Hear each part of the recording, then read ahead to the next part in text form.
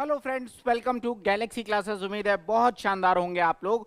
और आज का जो हमारा टॉपिक है that is cube and cuboid. एक आसान टॉपिक, बट अगेन मेंसुरेशन में यहाँ से भी क्वेश्चंस अक्सर आ जाते हैं एग्जामिनेशन में। आपने लास्ट वीडियो में कमेंट के थ्रू बताया कि भाई सिंपल इंटरेस्ट और कंपाउंड इंटरेस्ट पढ़ना है, तो after completing this particular topic हम अपने नेक्स्ट वीडियो से CISI वाले कंसेप्ट पार्ट को प्लस क्वेश्चन पार्ट को डिटेल में डिस्कस करेंगे। तो आप बस बताते जाइए कि आपके किस टॉपिक में डाउट हैं। Rest is my responsibility. मैं उन टॉपिक्स को डिटेल में आपके साथ डिस्कशन करता जाऊंगा, आपको चीजें समझ में आती जाएंगी, क्योंकि दोनों लोग का उद्देश्य सिर्फ और सिर्फ एक है कि भैया 2026 में अपने सपनों को पूरा कर लीजिए और जी लीजिए जिंदगी, अपना भविष्य सुरक्षित करिए। तो उसके लिए जो भी बन पड़ेगा हमसे, वो हर तरीके से हम यहाँ पर करने के लिए क्या है, तत्पर हैं, हम कमिटेड हैं, हम डेफिनेटली प्रोवाइड करेंगे। तो चलिए टाइम नहीं वेस्ट करते हैं, स्टार्ट करते हैं अपना आज का टॉपिक। हम पढ़ रहे हैं घन और घनाभ। देखो घन क्या होता है, घन बेसिकली क्या होता है, एक स्क्वायर बेस्ड प्रिज्म होता है। मैंने प्रिज्म पिरामिड चूंकि पहले ही बता दिया, स्क्वायर बेस्ड प्रिज्म होता है जहां पर हाइट उसकी भुजा के बराबर होती है। मतलब क्या है कि एक स्क्वायर बनाया और इस पे हाइट मैंने इंक्लूड कर दिया, तो अब ये क्या बन गया, आपके पास घन बन गया। यानी कि यहां पर अगर मैं बात करूं तो लेंथ, ब्रेड्थ और हाइट ये सारे के सारे क्या होते हैं, बराबर होते हैं। तो इस आकृति को हम कहते हैं घन। बड़ी सिंपल सी बात है। घनाभ में क्या होता है, लेंथ, ब्रेड्थ और हाइट क्या होते हैं, अलग अलग। जैसे अगर आप इस समय किसी कमरे में अपने आप को पा रहे होगे, अगर आप इसी कमरे में हैं तो वो कमरा या तो घन होगा या घनाभ होगा। चांसेस आर हाई कि वो एक घनाभ के आकृति में होगा, जिसकी लेंथ, ब्रेड्थ और हाइट आपकी अलग अलग होनी चाहिए। या हो सकता है कि दो सेम हो और एक अलग हो, तो भी आपका क्या हो जाएगा, वो घनाभ की श्रेणी में गिना जाएगा। इसमें किसी तरह का कोई डाउट आपको नहीं होगा। बाकी जो वॉल्यूम वाला कंसेप्ट है, अगर आपको प्रिज्म का मेरा वीडियो समझ में आया होगा, तो इन सारी बातों को मैंने ऑलरेडी प्रिज्म के माध्यम से आपको एक्सप्लेन किया हुआ है। तो अभी अपने को डायरेक्ट ही फॉर्मूले यहां पर लिखने हैं। लैटरल सरफेस एरिया की अगर मैं बात करूं, तो मेरे पास जो इस समय सबसे उपयोगी चीज है आपको समझाने के लिए, मैंने इन टिश्यू पेपर्स का इस्तेमाल बहुत सारी क्लासेस में किया है।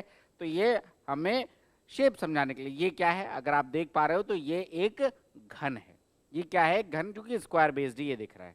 अब क्या है, इसको जैसे जैसे आप बढ़ाते जाओगे, ऊंचाई बढ़ाते जाओगे, ये घनाभ में परिवर्तित होता जाएगा। यहां तक बात क्लियर। इवन ये भी एक घनाभ ही है, रीजन बीइंग की लेंथ और ब्रेड्थ के बराबर यहां पर हाइट नहीं है। यहां तक आपको किसी तरह का कोई डाउट आपको बिल्कुल नहीं होना चाहिए। लैटरल सरफेस एरिया और टोटल सरफेस एरिया क्या होता है, इसको समझाने के लिए अगेन इसकी हेल्प लेंगे। कि देखो, अगर ये क्यूब है, थोड़ी देर के लिए मैंने मान लिया क्यूब या क्यूबाइड, आप कुछ भी मान लो, तो एक इस जगह मैंने हाथ रखा हुआ है और एक यहां पर हाथ रखा हुआ है, यानी कि ये टॉप और बॉटम है। अगर आप इसके टॉप और बॉटम को हटा दीजिए तो कौन कौन सी सरफेस बन रही है, आप ध्यान से देखो। एक सरफेस आपको ये दिख रही है, दूसरी सरफेस आपको ये दिख रही है, तीसरी सरफेस आपको ये दिख रही है, और चौथी सरफेस आपको ये दिख रही है। मतलब टॉप और बॉटम को छोड़ दीजिए तो बाकी की सारी सरफेस क्या हो जाएंगी, इसका that is lateral surface area. और जैसे ही आपने टॉप और बॉटम को इंक्लूड कर दिया, that will be your total surface area. यहां तक किसी तरह का कोई डाउट आपको नहीं होना चाहिए। तो अगर मैं दोस्त वॉल्यूम की बात करूं कि वॉल्यूम क्या होता है, एक तरफ मैं लिख रहा हूं क्यूब और दूसरी तरफ मैं लिख ले रहा हूं यहीं पर क्यूबाइड, कि भैया इनका आयतन क्या होता है।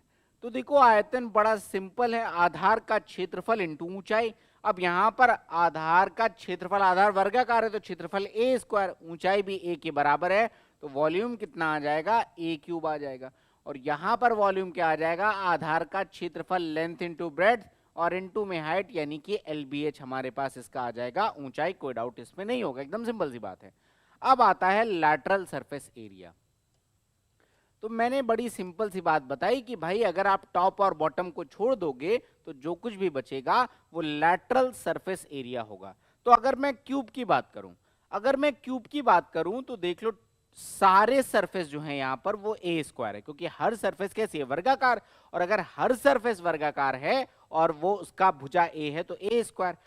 टोटल कितनी सरफेस होती हैं, तो 6 सरफेस होती हैं। ये सारी चीजें आपको पता होनी चाहिए, समझाने के लिए मैं इसी का हेल्प लूंगा। मैंने कहा टोटल 6 सरफेस होती हैं, यस बिल्कुल। या आप अपने कमरे को देख लो, एक सरफेस ये वाली है, मैं इस पे नेमिंग कर दे रहा हूं तो आपको 1 2 में क्लैरिटी आ जाए। दिस पार्ट इज 1, ठीक है, दिस पार्ट इज 2। जो मैं अभी बोल रहा हूं मैं आपको दिखाऊंगा अभी, you don't need to worry. अब देखो सरफेस कौन कौन सी होती है, तो एक सरफेस आपको ये टॉप पे दिख रही है, दूसरी सरफेस आपको ये बॉटम में दिख रही है, और 4 सरफेस आपको ये ऐसे दिख रही होंगे, यानी कि टोटल 6 सरफेस, सारी की सारी सरफेस वर्गाकार, तो 6a स्क्वायर हो जाएगा टोटल सरफेस एरिया। तो लैटरल कितना आ जाएगा 4a स्क्वायर, क्योंकि टॉप और बॉटम को मैं छोड़ रहा हूं, तो ये आ जाएगा 4a स्क्वायर। और अगर मैं टोटल सरफेस एरिया की बात करूंगा तो वो कितना आ जाएगा 6a स्क्वायर। ये बात एकदम क्लियर होगी। अभी मैंने घनाभ की बात यहां पर नहीं किया, घनाभ को चूंकि जिस तरीके से फॉर्मूला लिखा जाता है मैं वैसे ही आपको समझाना चाहता हूं। अब देख लो, अगर मैं आपसे जिस कमरे में आप बैठे हुए हो मैं उस कमरे की बात करूं, अगर मैं यहाँ पे देख पा रहा हूं कोई ऐसा एग्जाम्पल मुझे नहीं दिख रहा है और थोड़ा सा मोटा object so that I can explain, but yes I have one thing so that I can explain you. देखो ये भी क्या है, एक ओपन घनाभ है, ये एक ओपन घनाभ है।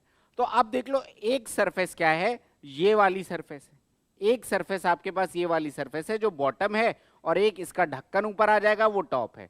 तो एक सरफेस आपके पास ये दिख रही है, एक आपके पास ये दिख रही है, एक आपके पास ये दिख रही है, और एक आपके पास ये दिख रही है। ये 4 सरफेस हैं, यहां तक कोई डाउट आपको नहीं होगा।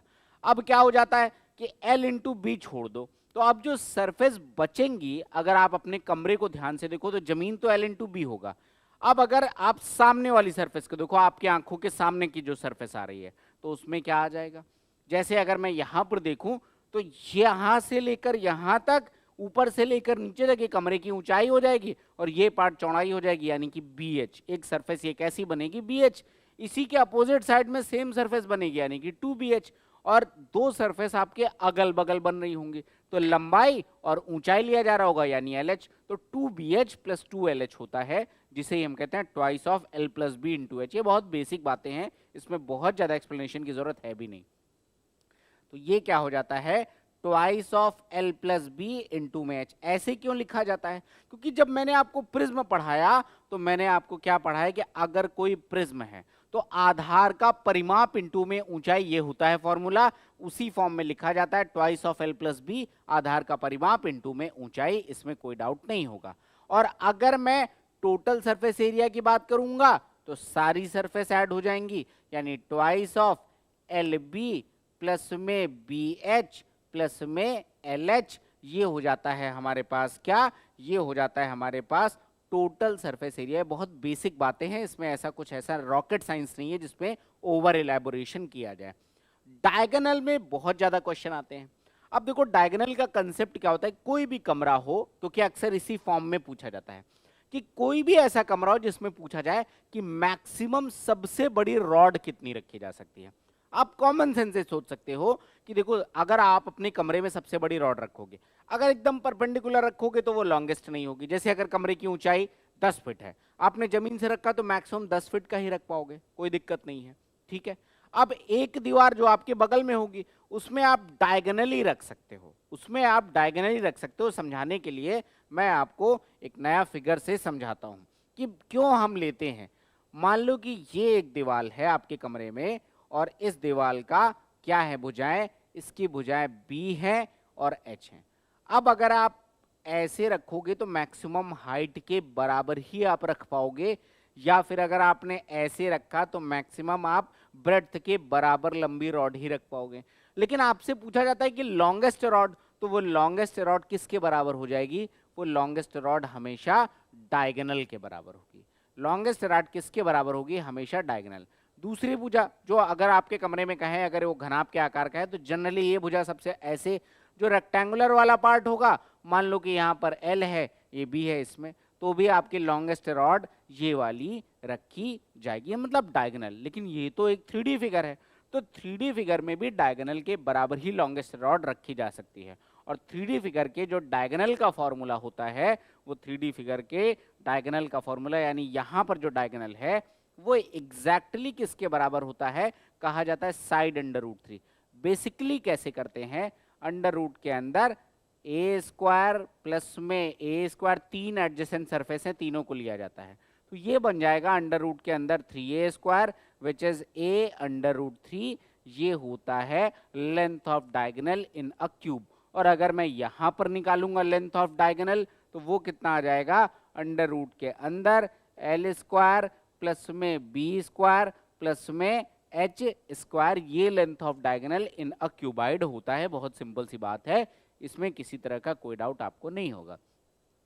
समझना क्या है, अब कई बारी जैसे मैंने ये आकृति बनाई थी, आपसे भी ये कहा जा सकता है, ये बात आप समझिएगा कि मैंने एक मिठाई का डब्बा बनाना है, मुझे एक मिठाई का डब्बा बनाना है। अब आपसे कहा जाएगा कि साहब इस मिठाई के डब्बे में ढक्कन नहीं है, ओपन एंडेड है।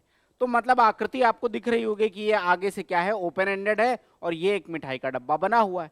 अब अगर ये मिठाई का डब्बा बना हुआ है तो इसका टोटल सरफेस एरिया क्या होगा, तो अब कोई भी फॉर्मूला जो यहाँ पे लिखा हुआ है वो डायरेक्ट नहीं लगेगा। अब आपको ये विजुअलाइजेशन देखना पड़ेगा कि अगर इसका बेस लेंथ इंटू ब्रेड्थ था तो एल बी ऊपर की तरफ नहीं लिया जाएगा, यानी टोटल सरफेस एरिया में से आप अगर एल बी को घटा दोगे, जो ऊपर का ढक्कन नहीं लेना है, तो आपका ये मिठाई का डब्बा बन जाएगा। ऐसा भी क्वेश्चन हो सकता है कि किसी कमरे में 3x6 के 2 दरवाजे लगा दिए गए, अब बताओ टोटल सरफेस एरिया कितना होगा, जिसमें पेंट करना है, दरवाजे को पेंट नहीं करना है। तो फिर आप क्या करोगे, टोटल सरफेस एरिया में दरवाजे को घटाओगे। तो ये बहुत बेसिक बातें हैं जो आपको समझ में आनी चाहिए। फिर इसी में क्यूब कटिंग, क्यूब को काट कर क्यूबाइड बना दिया गया। तब कैसे करेंगे क्वेश्चन, 2-3 क्यूब को जोड़ दिया गया। मेल्ट वाले केस में कोई दिक्कत नहीं होती, बहुत आराम से कर सकते हैं। तो वो सारी बातें हम क्वेश्चंस के माध्यम से समझेंगे। ये बहुत बेसिक बात थी, इसमें किसी तरह का कोई डाउट आपको नहीं होगा।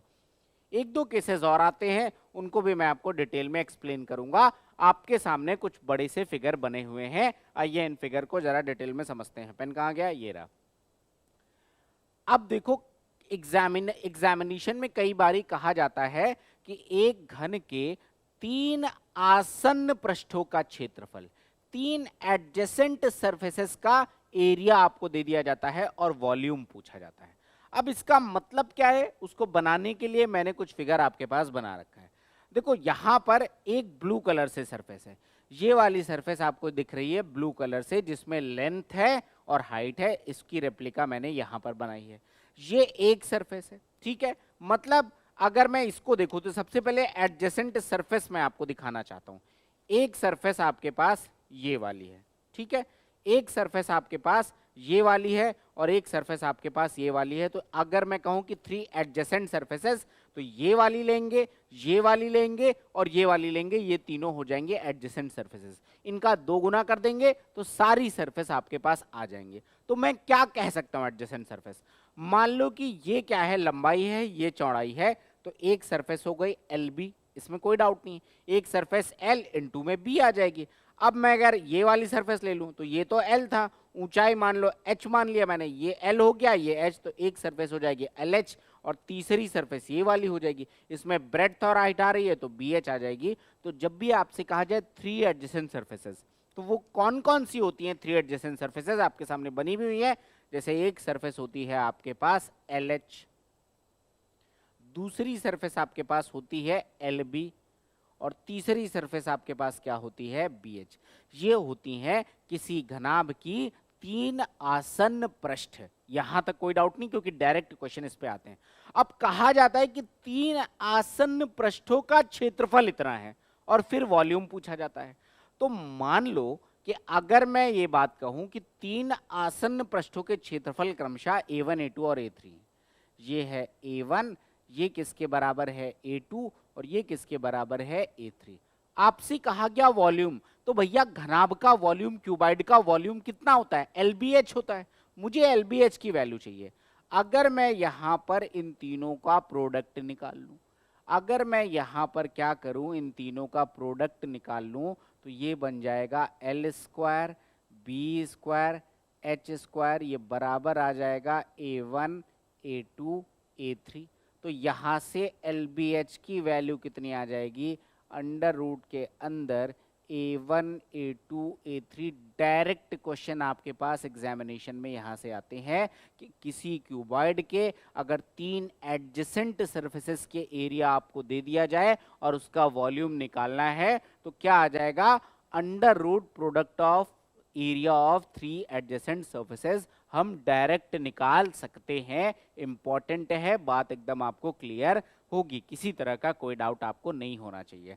सरफेस को एक बारी मैं फिर से एक्सप्लेन कर दे रहा हूं कि देख लो, एक सरफेस जैसे मैंने कहा है LB, तो अगर आप नीचे बॉटम में देखोगे आपके पास एक रेड कलर से सरफेस बन रही है, जैसा कलर लिया था वही कलर लेता हूं मैं, मान लो कि ये बन रही है आपके पास एक रेड कलर से सरफेस, ये इसका लेंथ है, ये इसका ब्रेड्थ है, तो ये वाली सरफेस क्या हो गई, ये वाली सरफेस आपके पास हो गई LB, जिसको मैंने यहां पर बना रखा है, ये एक सरफेस हो गई। अभी चूंकि इसका डायगोनल भी हमें पढ़ना है तो डिटेल में समझिएगा। एक सरफेस आपके पास ये हो गई, दूसरी सरफेस आपके पास BH बनी हुई है, मैंने ग्रीन कलर से बनाया, दोबारा भी हम अगेन सेम कलर लेंगे। अब देखो जरा मैं BH पे आ जाता हूं, अगर मैं देखूं BH तो देखो एक सरफेस आपके पास ये है, अगर मैं इसको ऐसे मिला दूं तो अब आपको दिख रहा होगा ये वाली सरफेस, ये वाली सरफेस कैसी, इसमें ब्रेड्थ आ गई, हाइट आ गई, तो ये बनी हुई है BH।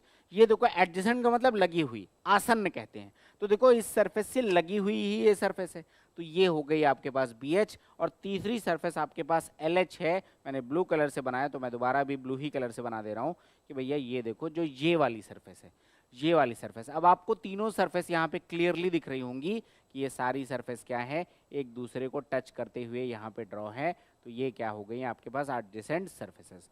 इन तीनों का एरिया आपको गिवन होता है अलग अलग, आपको वॉल्यूम निकालना होता है। तरीका बड़ा सिंपल है, ऐसा कोई भी क्वेश्चन आ जाए आप सीधा इनको मल्टीप्लाई कर दीजिए, you will get the answer, किसी तरह का कोई डाउट नहीं होगा। और एक क्वेश्चन और आता है आपके पास, वो क्या आता है कि आपको कहा जाता है कि तीन आसन्न पृष्ठों के विकर्णों की लंबाई आपको दिया होता है, फिर भुजाएं पूछी जाती हैं। क्वेश्चन फिर से रिपीट कर रहा हूं, मैंने कहा तीन आसन्न पृष्ठों के विकर्ण दिए जाते हैं, तो मैं समझाने के लिए जरा सबसे पहले बहुत ज्यादा क्लटर्ड हो गया, इसको थोड़ा सा हम साफ करते हैं और फिर समझाते हैं आपको।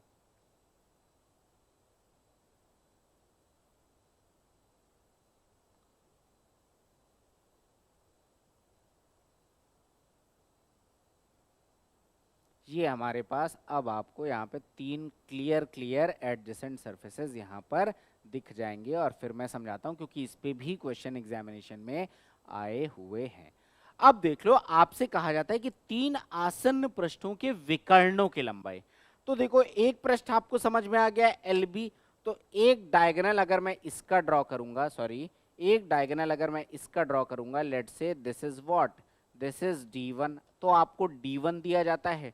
एक डायगोनल मैं इसका ड्रॉ कर लूंगा, इसको आपको कह दिया जाएगा कि ये D2 है, कुछ भी वैल्यू दे दिया जाएगा, और एक डायगोनल मैं इसका ड्रॉ कर लूंगा जिसे कह दिया जाएगा आपके पास D3।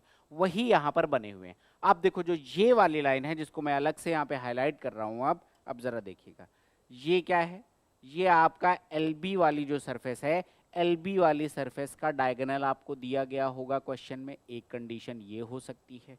फिर आपको कौन सा कंडीशन दे सकते हैं, आपको BH वाली सरफेस का डायगोनल दे सकते हैं।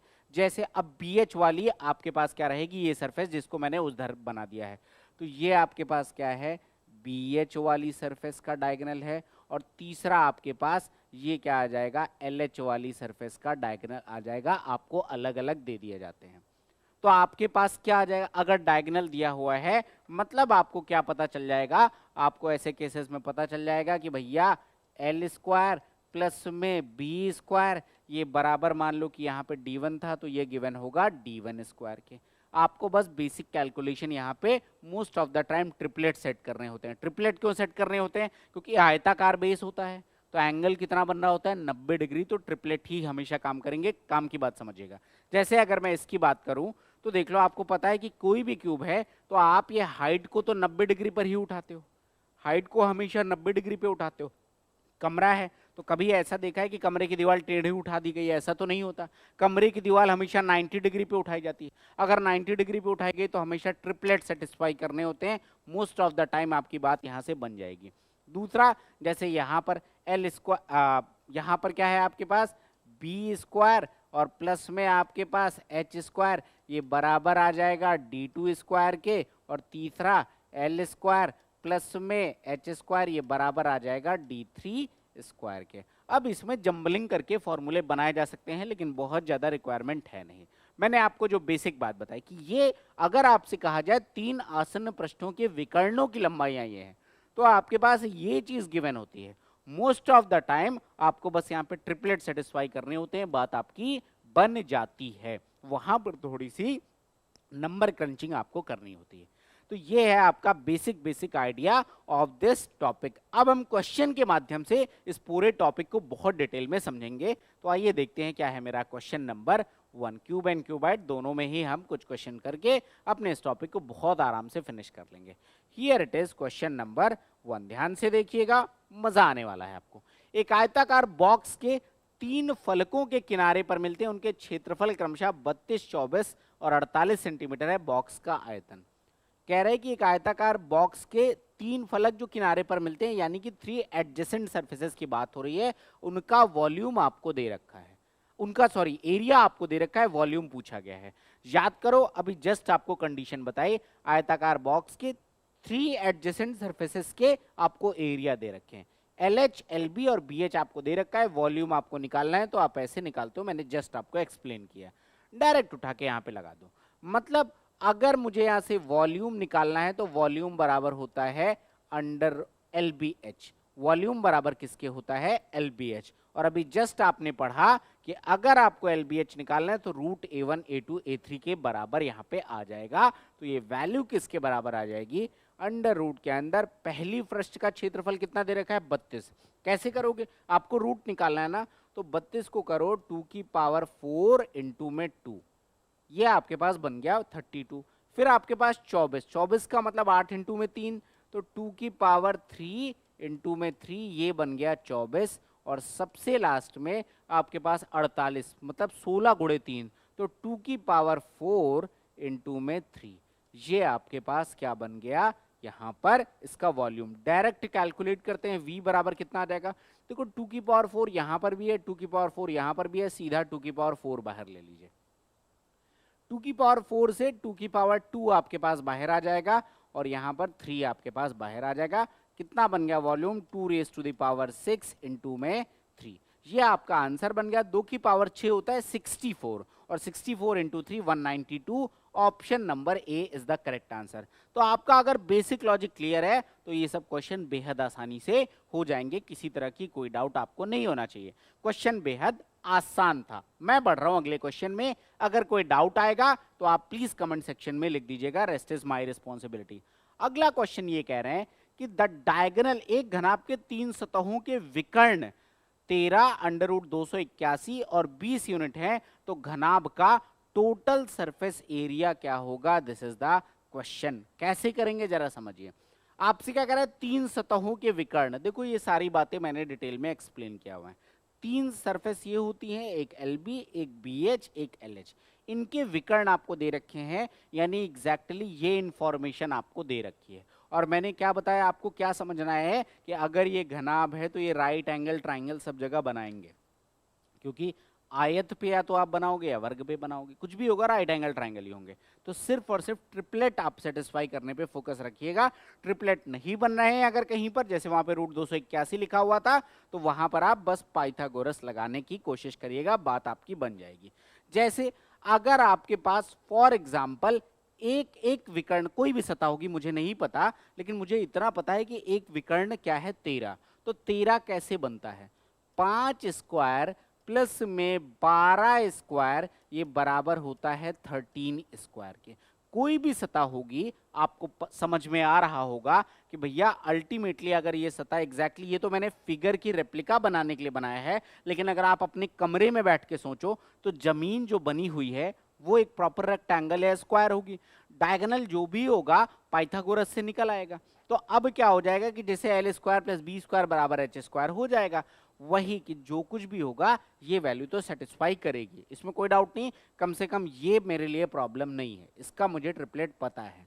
20, अब देखो 12 और 16 20, ये भी ट्रिपलेट होता है। तो अभी मैं लिख दे रहा हूं क्योंकि 12 मुझे मिल रहा है, तो एक हिंट भी मिल गई है। 12 स्क्वायर प्लस में 16 स्क्वायर बराबर आपके पास 20 स्क्वायर भी आता है। ये 2 सरफेसेस मिल चुकी हैं। अब आपको क्या चाहिए? यहां पर तीसरी सरफेस चाहिए, और वैल्यू कितनी दे रखी है? रूट 281। तो अगर मैं रूट 281 का होल स्क्वायर करूंगा तो ये किसके बराबर आएगा? आइए सेट करते हैं। आपको एक बात और पता हो चुकी है, एक बार समझाने का प्रयास कर रहा हूं। देखो L square plus B square ये बराबर होगा D1 स्क्वायर के, ऐसा ही तो होता है। यहां से बी स्क्वायर प्लस में एच स्क्वायर ये बराबर होता है D2 स्क्वायर के, और एल स्क्वायर प्लस में एच स्क्वायर ये बराबर आ जाएगा D3 स्क्वायर के। अगर मेरे पास कोई भी दो इक्वेशन लिखे हुए हैं, मान लो कि ये दोनों इक्वेशन लिखे हुए हैं, या फिर मेरे पास ये दोनों इक्वेशन लिखे हुए हैं, कोई भी दो इक्वेशन, या फिर पहला और तीसरा लिख दिया जाए, कोई भी कॉम्बिनेशन ले लो, तो L square plus B square plus H square, यानी कि तीनों चीजें आ चुकी हैं एकदम clear, L B H B. इन दोनों को देख लो, B square plus H square, L square plus H square, ये H2 का बाय मिस्टेक लिख गया है, दिस इज एच स्क्वायर। तो अब देख लो यहां पर भी एल भी आ चुका है, एच भी आ चुका है, बी भी आ चुका है, पहला तीसरा भी ले लोगे तो एल बी एच तीनों आ रहे हैं। मतलब आपके पास एल बी एच की जो वैल्यू है ये तो निश्चित है कि यहां पर तीनों पर आ चुके हैं, आपको अलग से कोई वैल्यू नहीं लिखनी है। अब इस वैल्यू को बस सेटिस्फाई कर लो, कैसे सेटिस्फाई करोगे समझो। अब भैया 20 यहां पर आपके पास ये वैल्यू है, अब देख लो 12 अगर लेते हो, 12 और 16 तो 20 बन ही जाएगा, कोई मतलब नहीं है। 16 और 5 अगर लोगे तो बात बनती दिख रही है, क्यों? देख लो 16 स्क्वायर प्लस में 5 स्क्वायर, और ये देख लो 256 प्लस 25 281 होता है, और वही आपके पास लिखा हुआ है, वैल्यू आपकी सेटिस्फाई हो गई। इसमें किसी तरह का कोई डाउट आपको नहीं लग रहा होगा। 16 12 ले नहीं सकते, 12 5 आप ऑलरेडी है, 12 16 आपके पास हो है, तो 16 5 एक ही वैल्यू आपके पास बच रही है। यहां तक आ चुका, यहां तक कोई डाउट नहीं है, मतलब आपके पास LBH तीनों आ चुके हैं। अब ये कह रहे हैं कि टोटल सरफेस का एरिया आप बता दो। टोटल सरफेस एरिया का फॉर्मूला क्या होता है? ट्वाइस ऑफ LB प्लस में BH और प्लस में LH, ये होता है TSA का फॉर्मूला। अब देख लो, ट्वाइस ऑफ LB अगर मैंने कितना ले लिया, ये हो जाएगा 12 पंचे 60, प्लस में BH का मतलब 16 गुणे 12 कितना आ जाएगा 192, और प्लस में LH का मतलब ये कितना आ जाएगा आपके पास 16 पंचे 80। तो ये आपके पास इसका टोटल सरफेस एरिया आ जाएगा 80 60 140, 140 और 190 330 और 332, तो 2 इंटू में 332, ये आ जाएगा 664 आपका total surface area, which is option number C. Total surface area आपका कितना आ जाएगा 664। बोलिए अगर कोई डाउट है, सिर्फ आपकी बेसिक कंसेप्चुअल क्लैरिटी अच्छी होनी चाहिए। क्वेश्चन देखो अपने आप बहुत आराम से सॉल्व होंगे, किसी तरह का कोई डाउट आपको नहीं आना चाहिए। अगर डाउट आएगा तो भैया कमेंट में आप लिख दीजिएगा, रेस्ट इज माय रिस्पॉन्सिबिलिटी, कि मैं आपका प्रॉपरली अगले वीडियोस में या किसी अदर माध्यम से आपको बता दूंगा कि भैया कब आपके डाउट्स क्लियर करूंगा। लेकिन मैं as soon as possible, maybe tomorrow और day after tomorrow, I will explain your doubts if there is any.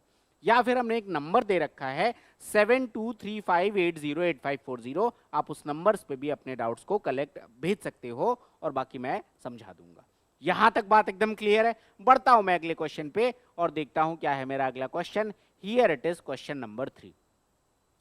6 घन जिनको भुजा 4 सेंटीमीटर, जिनकी भुजा 4 सेंटीमीटर है, एक दूसरे के अंतिम सिरे से अंतिम तक जोड़ दिए जाते हैं, तो परिणामी घनाभ का कुल सतह का क्षेत्रफल क्या होगा? जरा समझते हैं इस क्वेश्चन को। देखो कह रहा है 6 घन जिनकी भुजा 4 सेंटीमीटर है, तो मान लो कि एक घन, जरा समझिएगा, प्रॉपर फिगर आपको बना के दिखाऊंगा मैं। ये रहा एक मेरे पास क्यूब, ये क्या रहा? एक क्यूब रहा। अब आपसे ये कहा जा रहा है कि इनकी भुजा कितनी है? 4 सेंटीमीटर है। ये भुजा कितनी है? 4 सेंटीमीटर। ये ऐसे हर क्वेश्चन के लिए याद रखिएगा। ये मैंने यहाँ पर दूसरा घन जोड़ दिया, ये मैंने यहाँ पर तीसरा घन जोड़ दिया। अगला मैंने ऐसा कितना कह रहा है क्वेश्चन में कि आपने 4 घन जोड़े, तो मैं 4 को ही लेकर यहाँ पर चल रहा हूँ। 1 2 3 4 5 and this is the 6th। आपको कभी इसके बाद ऐसे क्वेश्चन में ना तो फिगर बनाने की जरूरत पड़ेगी, ना आपको कुछ सॉल्व करने की जरूरत है। बैकएंड का फिगर मुझे बनाने की ऐसे कोई जरूरत नहीं है, तो आप लोग समझ गए होंगे। अदरवाइज आपको बनाना है तो आप इस तरीके से बना सकते हो, विच इज नॉट रिक्वायर्ड। अब देखो कह रहे हैं इनकी भुजा 4-4 सेंटीमीटर है, तो ये सारे के सारे कितने आ जाएंगे? 4 आ जाएंगे, इसमें तो कोई डाउट नहीं। लेकिन आप ये सोचो, क्या इनकी चौड़ाई या इनकी ऊंचाई में कोई परिवर्तन आ रहा है क्या? चौड़ाई तो देख लो, अगर यहां पर आपका ये ब्रेड्थ कितना था, अगर ये ब्रेड्थ आपके पास जो भी रहा होगा, यहां पर मुझे घन था तो सब कुछ 4 ही होगा, तो अगर ये 4 था तो तो ये तो सब जगह 4 रहेगा, इसमें तो किसी तरह का कोई डाउट ही नहीं है। और अगर आप हाइट देखो तो ये 4 थी, तो आप चाहे यहां पर भी देख लो, ये हाइट भी कितनी आ जाएगी, 4 ही आ जाएगी, इसमें किसी तरह का कोई डाउट आपको नहीं होगा। तो अगर मैं अब कहूं कि L बराबर कितना होगा, तो जब मैं घनों को ऐसे जोड़ रहा हूं तो सिर्फ L में परिवर्तन हो रहा है। L कितना आ गया आपके पास, टोटल 1 2 3 4 5 ये 6 घन थे, तो एक और फिगर आपके पास बन जाएगा ऐसा कुछ। ये टोटल कितने हो गए 6, तो कितना हो गया L बराबर आ गया 24 सेंटीमीटर। B बराबर कितना आ जाएगा, तो भैया B बराबर है 4, तो B तो एज इट इज रहेगा, और H बराबर भी कितना है 4 सेंटीमीटर, ये भी एज इट इज रहेगा। आपसे पूछ रहा है टोटल सरफेस एरिया, यानी कि ट्वाइस ऑफ LB का मतलब 96, प्लस में BH का मतलब 16, प्लस में LH का मतलब 96। ये मेरे पास आंसर आ जाएगा, यूनिट डिजिट की हेल्प से नहीं कर पाएंगे, आपको पूरा सॉल्व करना पड़ेगा। तो 96 और 96 कितना आ जाएगा 192, 192 6 198, और 198 10 208 गुणे 2 416। Option number A is the correct answer. किसी तरह का कोई डाउट नहीं होगा, बहुत सिंपल सा प्रश्न था। मैं जानबूझ के थोड़ा सा इलैबोरेटिव हूं, क्योंकि मेरा उद्देश्य है कि आपको बिल्कुल भी नहीं आता हो तब भी चीजें समझ में आ जाएं, जिसको आता होगा वो ऑलरेडी कर चुका होगा। आई होप ये क्वेश्चन में कोई डाउट नहीं होगा, एकदम क्लियर है। बढ़ता हूं मैं अगले क्वेश्चन में। Here it is question number 4। अब देखो क्या कह रहे हैं, यदि किसी घनाभ की लंबाई, चौड़ाई और ऊंचाई का योग, यानी कि आपको दे रखा है L plus B plus H is equal to 28, और फिर आपसे कह रहा है कि इसका विकर्ण, मैंने विकर्ण बताया, क्या बताया, अगर घनाभ है तो अंडर रूट के अंदर L square plus B square plus H square, यानी अगर मैं डायरेक्ट लिखूं L square plus B square plus H square, तो ये वैल्यू आ जाएगी 17 का स्क्वायर, क्योंकि विकर्ण का फॉर्मूला याद करो, मैंने क्या बताया, अंडर रूट के अंदर L square plus B square plus H square ये होता है। तो अगर मैं सिर्फ पॉजिटिव मतलब अंडर रूट हटा रहा हूं तो दूसरी तरफ क्या आ जाएगा, डी स्क्वायर आ जाएगा, इसमें कोई डाउट आपको नहीं होना चाहिए। तो ये वैल्यू आ गई 17 स्क्वायर। कह रहे हैं इसका टोटल सरफेस एरिया बता दो, मतलब टोटल सरफेस एरिया का फॉर्मूला होता है twice of L B plus में बी एच प्लस में एल एच। अब देखो यहां पर बेसिक अलजेब्रा का एक फॉर्मूला यूज होगा। क्या होता है फॉर्मूला आपके पास, L plus B plus H का होल स्क्वायर। मैं एक बार फॉर्मूला लिख दे रहा हूं, L plus B plus H का होल स्क्वायर बराबर होता है L square plus B square plus H square plus में twice of L B plus B H plus L H. आपको बस इस फॉर्मूले में उठा के वैल्यू पुट कर देनी है, आपका वो आ जाएगा। L plus B plus H 28 है, 28 का स्क्वायर 784, तो ये वैल्यू आ गई 784 बराबर L square plus B square plus H square which is 289, और प्लस में इस वैल्यू को मैं क्या कह दे रहा हूं, TSA, प्लस में TSA कह सकता हूं नहीं कह सकता हूं। Total surface area twice of L B plus B H plus L H होता है, जो मुझे चाहिए था वो TSA के बराबर होता है। तो अगर मैं TSA की वैल्यू देखूं तो 14 में से 9 जाएगा, कितना बचेगा 5, 14 में से 9 जाएगा कितना बचेगा 5, 17 में से 8 जाएगा कितना बचेगा 9, 6 में से 2 जाएगा ये बचेगा 495, और आपके पास क्या कह रहा है 14 में से 9 जाएगा 5 बचेगा, तो यहाँ पर या तो कहीं मिस्टेक है या देख लो जरा एक बार। 14 में से 9 जाएगा 5, यहाँ बचेगा 7, 17 में से 8 जाएगा 9 बचेगा, ये बात बिल्कुल सही है।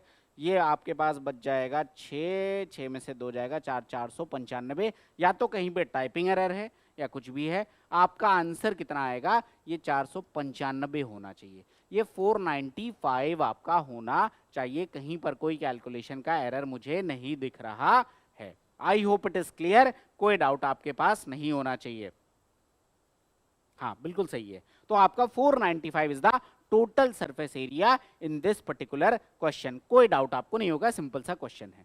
अगले क्वेश्चन पे बढ़ता हूं, here it is question number 5। Question number 5 क्या कह रहे हैं जरा देखिएगा। अब आपसे कह रहे हैं एक आयताकार ईंट के विकर्ण 3, 2 अंडर रूट 3 और रूट 15 के अनुपात में है, तब ईंट के सबसे छोटे किनारे और सबसे बड़े किनारे का अनुपात क्या होगा। अच्छा क्वेश्चन है, पहले क्वेश्चन का कंसेप्ट समझो। देखो एक ईंट है, let's say this is a ईंट। अब इस ईंट के बारे में, ये आप ईंट का शेप मान सकते हो कि ये क्या है, एक ईंट है। अब ये कह रहे हैं इसके विकर्ण, कौन कौन से विकर्ण, अगर मैं यहां पर ड्रॉ करूं तो देखो एक विकर्ण कौन सा, मैं आपको पहले बता चुका हूं, तो एक विकर्ण आपका ये आ जाएगा, आपको दिख रहा होगा। अगर मैं यहां पर इसको उठा के ऐसे मिला दूंगा तो ये क्या आ जाएगा, विकर्ण आ जाएगा। दूसरा विकर्ण अगर मैं यहाँ से उठा के ऐसे मिलाऊंगा तो ये दूसरा विकर्ण आ जाएगा, और अगर मैं तीसरे विकर्ण की बात करूंगा तो ये कुछ ऐसे आपके पास आ जाएगा, स्ट्रेट लाइन बनेगी। यहाँ तक कोई डाउट आपको नहीं होगा। फिगर को मैंने कहाँ समझा रखा है, सबसे पहले उस पर भी आता हूँ ताकि कंसेप्ट एकदम क्लियर होना चाहिए कि आयताकार ईंट के विकर्ण वाली बात कौन सी है। ये है आयताकार ईंट है, 3 सरफेस होंगे, तीनों के विकर्ण दे रखे हैं, यानी कि ये वाली कंडीशन आपको दे रखी है। अब आता हूं मैं क्वेश्चन को सॉल्व करने। तो इसके विकर्ण 3, 2 अंडर रूट 3 और रूट 15 है। तो अब अगर मैं यहां से कहूं कुछ भी होगा LBH, तो L square plus B square बराबर 3 का स्क्वायर विच इज व्हाट 9 आ जाएगा, कोई डाउट नहीं है। अब यहाँ पर एक चीज हम कर लेंगे कि देखो ये अनुपात दे रखा है तो मैं 3x मानूंगा, तो 3x का मतलब 9x स्क्वायर आ जाएगा। ये मैंने बार बार बताया है कि अगर रेशियो में प्रोडक्ट कर रहे हो तो एक वेरिएबल लेके ही करिएगा, अदरवाइज गलती हो जाती है। अब देख लो दूसरा, अगर मैं बी स्क्वायर प्लस में एच स्क्वायर की बात करूं तो वो कितना आ जाएगा 2√3 विच इज 2 दूना 4 3 12, तो ये बन जाएगा 12x स्क्वायर, यहां तक कोई डाउट नहीं होगा। और तीसरा अगर एल स्क्वायर प्लस में एच स्क्वायर की बात करूं तो ये कितना बन जाएगा, ये बन जाएगा आपके पास 15x स्क्वायर, ये बन जाएगा। अब ये कह रहे हैं तब ईंट के सबसे छोटे किनारे का सबसे बड़े किनारे से अनुपात अपने को चाहिए। अल्टीमेटली अपने को LBH की अलग अलग वैल्यू चाहिए। एक काम करते हैं, सबसे पहले बेसिक कैलकुलेशन करते हैं। अगर मैं इनको उठा के जोड़ दूं तो twice of L square plus B square plus H square बराबर किसके आ जाएगा 15 9 27 9 36x स्क्वायर के। यहां से आप इसको काट दीजिए, ये वैल्यू बन जाएगी L square plus B square plus H square, ये बराबर आ जाएगा 18x स्क्वायर के। यहां तक कोई डाउट नहीं है। अब एक काम करो, अगर L square plus B square बराबर 9x स्क्वायर है तो यहां से एच स्क्वायर बराबर किसके आ जाएगा, एच स्क्वायर बराबर आ जाएगा 18x square minus 9x square, यानी कि आपके पास आ जाएगा 9x स्क्वायर। तो h बराबर किसके आ जाएगा 9x। यहाँ तक कोई डाउट नहीं होगा, एकदम क्लियर है, पक्का। हालांकि यहाँ डिग्री सेम है तो इसका कोई बहुत मतलब नहीं था, डायरेक्ट भी आंसर आ जाता। ठीक है, डिग्री सेम है तो डायरेक्ट आंसर आ जाता, वेरिएबल नहीं भी लेते तो, बट कोई दिक्कत नहीं है। अब देख लो दूसरा, आप अगर आपको यहां पर क्या कर लो, L square plus B square plus H square बराबर इतना, अगर B square plus H square की वैल्यू रख दोगे तो यहीं से मैं L स्क्वायर बराबर निकाल रहा हूं। देखो अगर आपने B square plus H square बराबर 12x स्क्वायर रखा तो 18 में से 12 गया 6x स्क्वायर, तो ये बन जाएगा 6x स्क्वायर। तो L बराबर किसके आ जाएगा, तो देख लो ये बन जाएगा √6 और ये वैल्यू आ जाएगी x, कोई डाउट नहीं होगा, एकदम क्लियर है।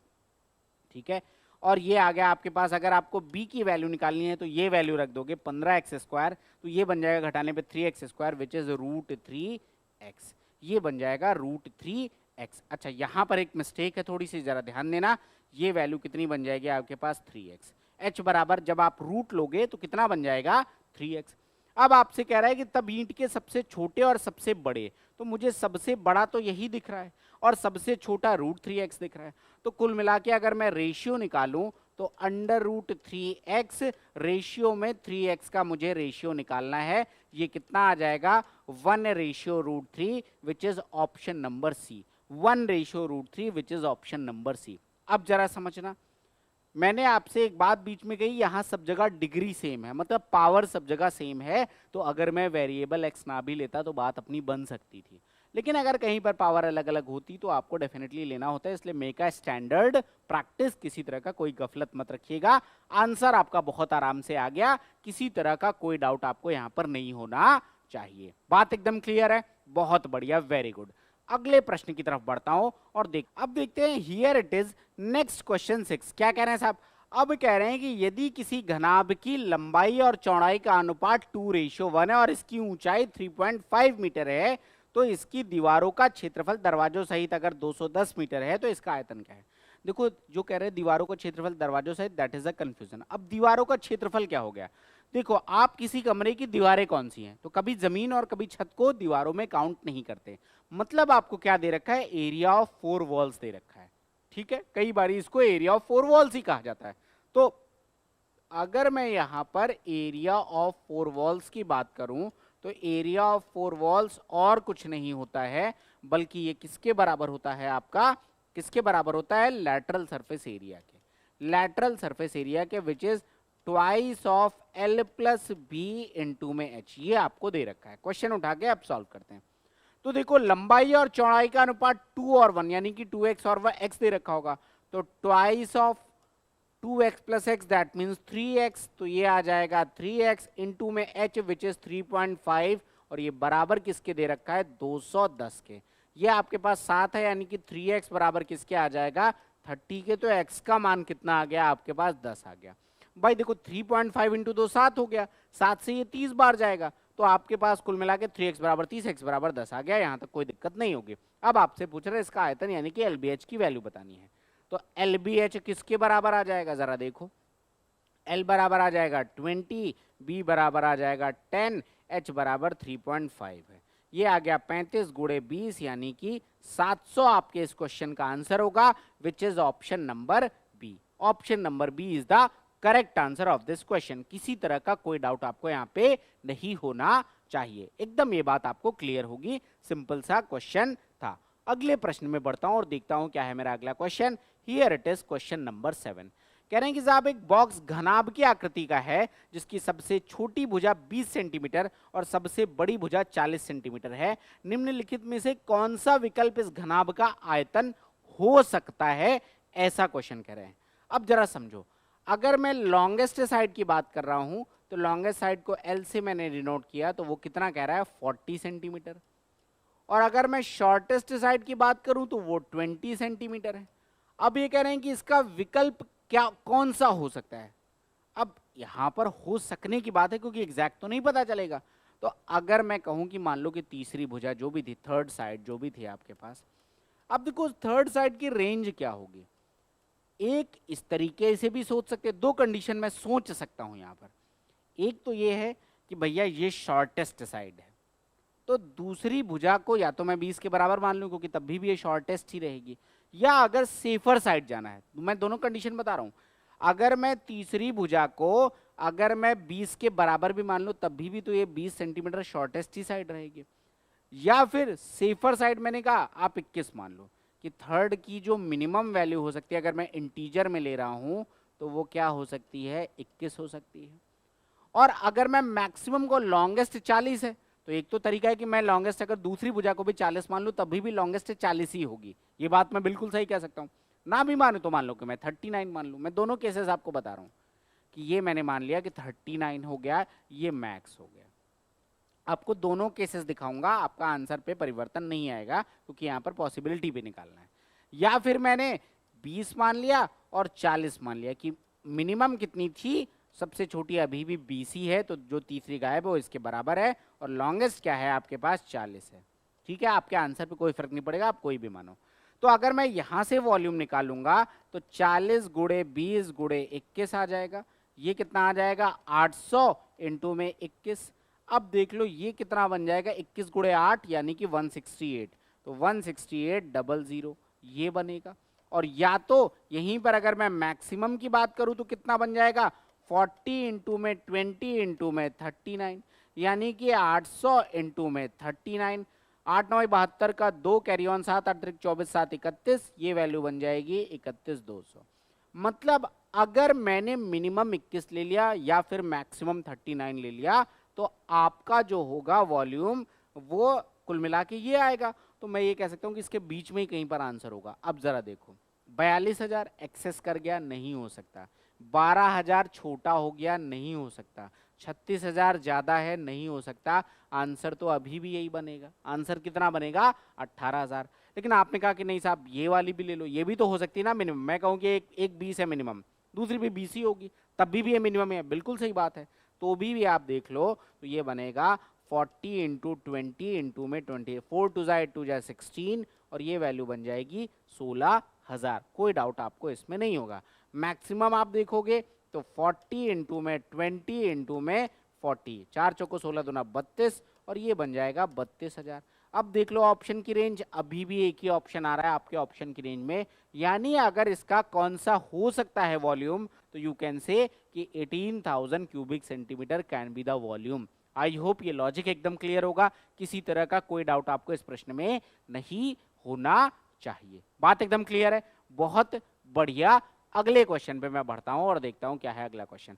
किसी के मन में खुरपेंच करने का सवाल है, क्या सोच सकता है कि 20.1 थी, तो वो जितना आप कॉम्प्लीमेंटेड करते जाओगे, लेकिन वो आपका ऑप्शन की रेंज इतनी दूर दूर है कि आपका आंसर आ ही जाएगा, कोई दिक्कत की बात नहीं है। अगला क्वेश्चन देखो, एक घनाभ की विमा 8, 10 और 12 सेंटीमीटर है। ये 2 सेंटीमीटर भुजा के छोटे छोटे घनों में काटा जाता है। इसके कुल पृष्ठीय क्षेत्रफल में कितने प्रतिशत की वृद्धि होगी? एंड हियर आर आपके पास 4 ऑप्शंस। अब देखो समझना, आपसे कह रहा है एक घनाभ की विमा 8, 10 और 12 सेंटीमीटर है। जब भी एक आकृति को मेल्ट करके दूसरी आकृति बनाई जाती है या एक आकृति को काट करके दूसरी आकृति बनाई जाती है, अगर कोई कंडीशन इंट्रोड्यूस नहीं किया गया तो वॉल्यूम विल रिमेन सेम। तो कुल मिलाकर इस घनाभ का वॉल्यूम कितना आ जाएगा? 8 इंटू में 10 इंटू में 12, ये आ जाएगा वॉल्यूम। और इससे मुझे घन बनाए गए हैं जिसकी भुजा कितनी है? 2। मान लो कि n घन बनाए गए और एक घन का वॉल्यूम आ जाएगा 2 इंटू में 2 इंटू में 2। ये सीधे आप काट दीजिए, n बराबर कितना आ गया? 120। यानी कि टोटल जो यहाँ पर क्यूब बनेंगे आपके पास वो कितने बनेंगे? 120। यहाँ तक कोई डाउट नहीं है। अब आपसे कह रहे हैं कि इसके टोटल सरफेस एरिया में कितने परसेंटेज का इंक्रीमेंट होगा।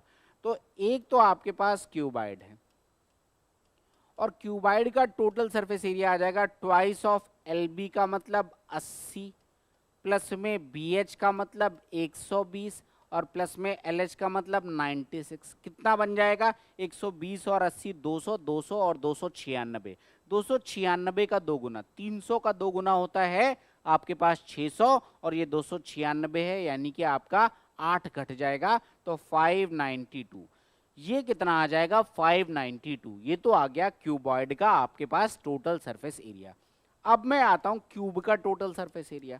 तो सबसे पहले का क्या काम करिए, एक का टोटल सरफेस एरिया निकाल लीजिए, फिर 120 से मल्टीप्लाई कर दीजिए। तो एक का टोटल सरफेस एरिया कितना आ जाएगा? देखो ये क्यूब है और क्यूब का टोटल सरफेस एरिया होता है 6a²।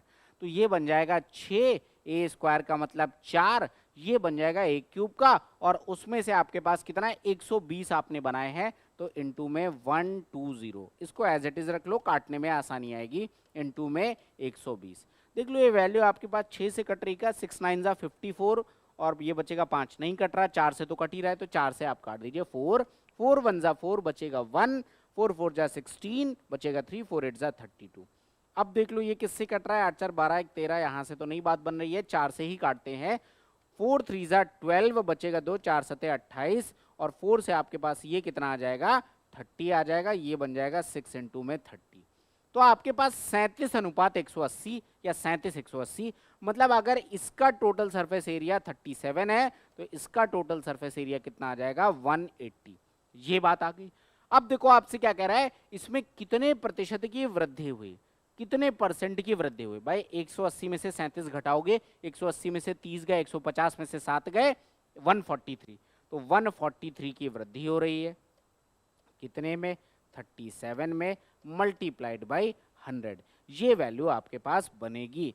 अगर आप इसको कैलकुलेट करोगे तो कितना बनेगा? ये तो कॉम्प्लिकेटेड कैलकुलेशन होगा। मेरे पास ऑप्शन की रेंज दो एक तरफ है, दो एक तरफ है, मैं उसकी हेल्प लूंगा। थोड़ा सा कैलकुलेशन यहाँ पे करता हूँ। अप्रॉक्स अगर मैं कैलकुलेशन करूँ, 37 गुणे 3 111 होता है, तो भैया मतलब 300 से तो ऊपर वैल्यू हो गई। दो आंसर ऐसे ही कट गए, दो आंसर ऐसे ही कट गए। देखो मैंने सिर्फ इतना देखा कि 37 गुणे 3 111 होता है, तो 3 से अगर 100 का गुणा होता है तो 300, तो आपका आंसर 300 से तो ज्यादा है, इसलिए ये दोनों कट गए। अब इन दोनों में भी अप्रोक्सीमेशन की हेल्प लो, 300 से थोड़ा ज्यादा है या ज्यादा है? तो 111 और 137 गुणे 4 जरा करके देखो, 30 गुणे 4 120 और 7 चौको 28, तो 148। अगर मैं 37 गुणे 4 करता हूं तो ये वैल्यू 148 बनती है। ये 148 से थोड़ी छोटी है, तो मतलब ये वैल्यू 3.8 या 3.7 ऐसे ही तो कुछ बनेगी, जाकर ऐसे ही बनेगी। तो ये 314 भी आंसर नहीं हो सकता। आपका आंसर 386.5 अप्रॉक्स होगा। आप कैलकुलेट करके चेक कर सकते हो अप्रॉक्सीमेशन की हेल्प से। आई कैन डायरेक्टली से यही आपका आंसर होगा, अदरवाइज आप कैलकुलेट कर लीजिए। तो ये था हमारा सिंपल सा क्वेश्चन। किसी तरह का कोई डाउट आपको नहीं होना चाहिए। अगर कोई डाउट है तो जल्दी से बताइएगा, मतलब कमेंट में लिख दीजिएगा। डाउट नहीं है, we can move towards next question. देखता हूं क्या है मेरा अगला question. Here it is question number 9। Question number 9 क्या कह रहे हैं जरा देखिएगा। एक ठोस घन को समान आयतन वाले 3 घनाभों में कट किया जाता है। घन के कुल सतह का क्षेत्रफल नए बने हुए घनाभों के कुल सतह के क्षेत्रफल से क्या अनुपात है? क्या कह रहा है जरा देखिएगा। एक ठोस घन को काटा जा रहा है। तो सबसे पहले मैं एक आपको समझाने के लिए थोड़ा बड़ा सा एक क्यूब बनाता हूं। ये मेरे पास क्या बन गया, एक क्यूब कुछ इस तरीके से बन गया। यहां तक कोई डाउट नहीं होगा, यहाँ तक किसी तरह की कोई समस्या आपके पास नहीं होगी, यहाँ तक एकदम क्लियर है। ये हो गया क्यूब। अब आपसे क्या कह रहा है, इसको कट किया गया। और कट कैसे किया गया है, इसको 3 क्यूबाइड में कट किया गया। देखो अब 3 क्यूबाइड में कैसे कट होगा। अगर मैंने एक कट ऐसे लगा दिया और ऐसे लगा दिया, तो अब देखो ये जो रेड वाला पार्ट निकलेगा, इसका आपके पास अगर घन था तो बी और एच तो सेम है, लेकिन जो लेंथ थी वो तो छोटी हो चुकी है। इसका मतलब ये क्यूबाइड के फॉर्म में आ गया। ऐसे ही मैंने यहाँ से एक दूसरा कट लगा दिया, मान लो कि ये ऐसे, ये दूसरा बन जाएगा और ये तीसरा बन जाएगा। यहाँ तक कोई डाउट नहीं है। अब देखो आपको सिर्फ रेशियो बताना है ना, तो आप कुछ भी मान लो। मान लो कि मैंने घन की भुजा टोटल कितनी मान ली थी, टोटल मैंने मान लिया था 6। तो अभी ये भी 2 आ जाएगा, ये भी 2 आ जाएगा और ये भी 2 आ जाएगा।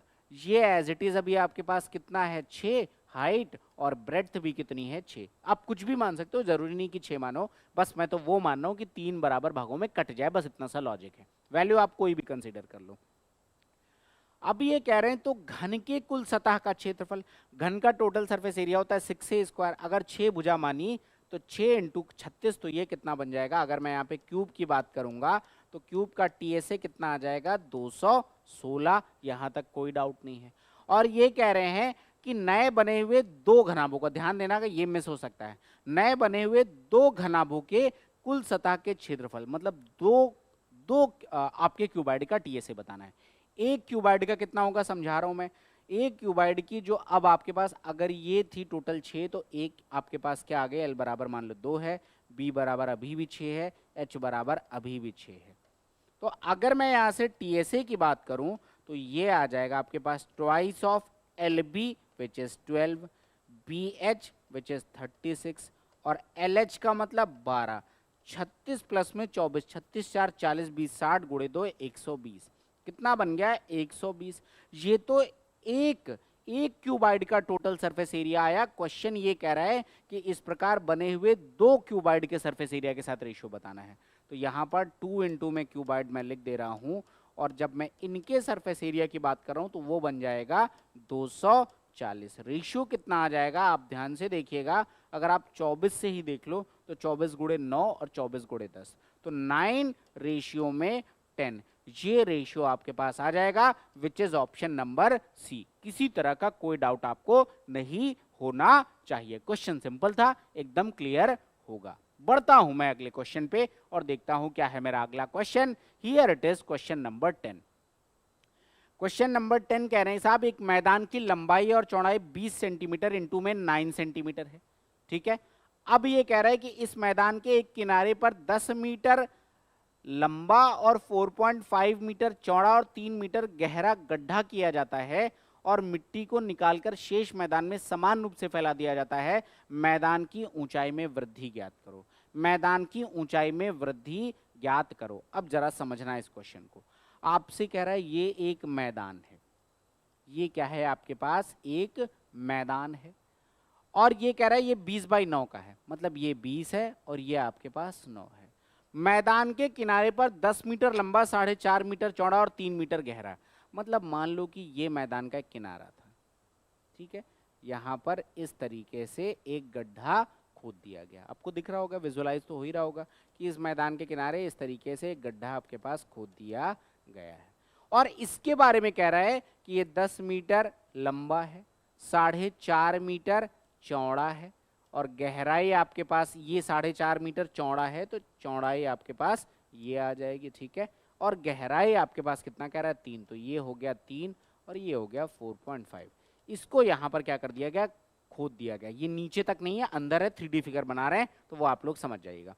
अब ये कह रहे हैं कि इससे मिट्टी निकालकर शेष मैदान में समान रूप से फैला दिया गया, मैदान की ऊंचाई में वृद्धि ज्ञात करो। देखो होगा क्या, जब मैं मिट्टी निकालूंगा तो उसका कुछ वॉल्यूम होगा और उसी मिट्टी को मैं पूरे मैदान में फैला रहा हूं, ठीक है।